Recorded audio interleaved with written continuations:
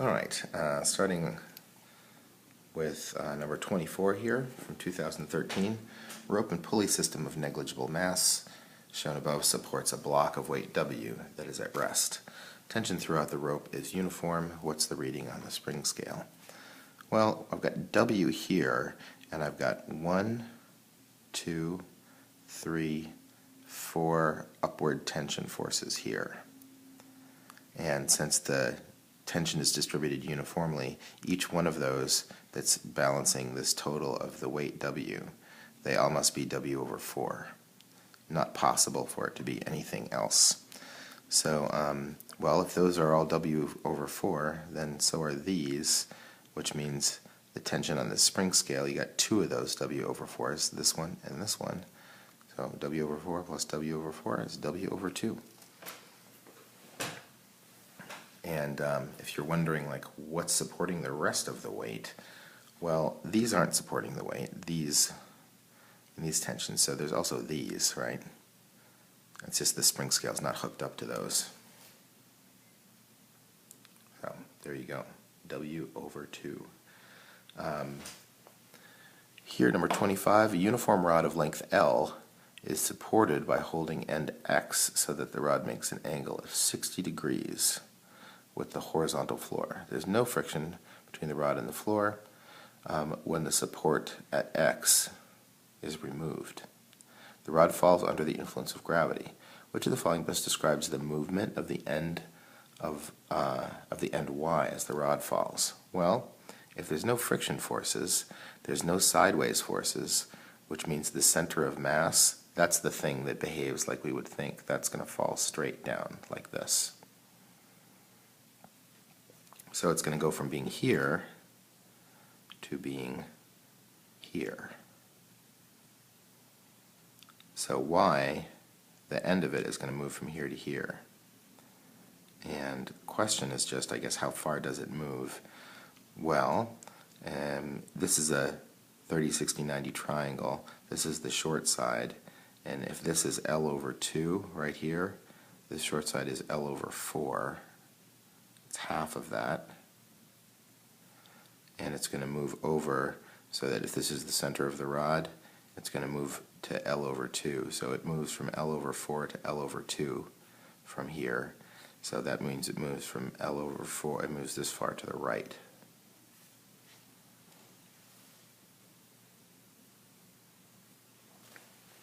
Right? There's no horizontal forces, so the center of mass just drops straight down. In an experiment, an object is released from rest. I'm moving on to 26 now, if you didn't notice. At the top of a building. Its speed v is measured as it reaches a point that is a distance d from the point of release. If this distance was doubled, what would the new speed be, assuming air resistance is negligible? Well, if we're talking about d's and v's, this, I think, to me, is, you could probably do kinematics here. You could do kinematics. I'm going to do, well, let's do it both ways. We'll do kinematics and energy. You can do either one. So, excuse me, here, released from a distance d, it's released from rest, so vi is 0, the final velocity they're saying here is v, and the delta y is d. If I take that to be positive, then the acceleration is positive g. Right? So we can set up an equation with these four. This is the Vf squared is equal to Vi squared plus 2a delta y in this case. So Vf squared, that's 0, that's 2g d. So in terms of the distance d, and I think that's really all we need to do here, because now if we can see that if the distance, if this is doubled, well, it's under a square root sign, so that's going to increase it by square root of 2. The other way to do this, to get to here, if this looks familiar to you, is to say, well, look, if you're dropping it from mgd, if you're dropping it all of the gravitational potential energy turns into kinetic.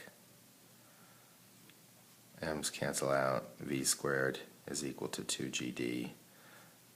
So you get the same thing. I think it's a little easier with energy, but either way, you get the same thing. So if you double something under the square root sign, well, it's going to increase by a factor of square root of 2. So B is the correct answer there.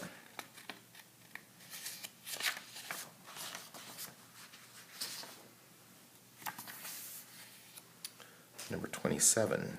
Particle moves on a straight line with a speed of v that changes with time according to this equation.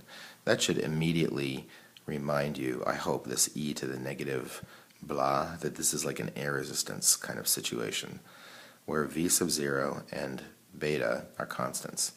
The acceleration a of the particle is related to its speed by which of the following equations?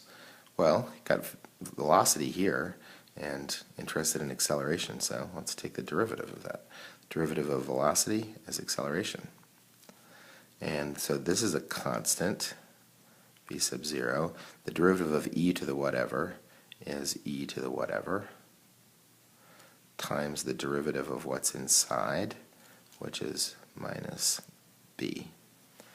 And if you notice here, like this whole thing right here, that is what v is. So the acceleration is just minus b times that velocity function.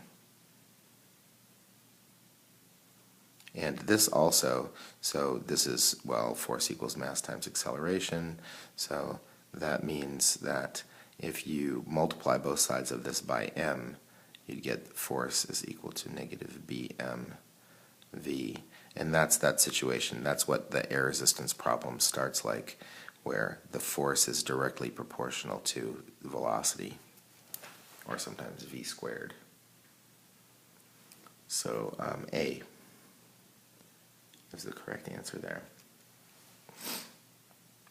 On 28, the relationship between the magnitude of the restoring force, F, and the resultant displacement x from equilibrium for a nonlinear spring, so that means you can't use F equals kx. I guess that's obvious when you look at this.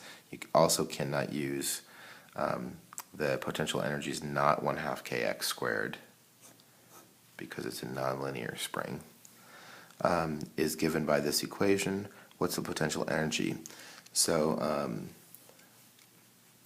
when the magnitude is force equals kx, we get potential energy of 1/2 kx squared.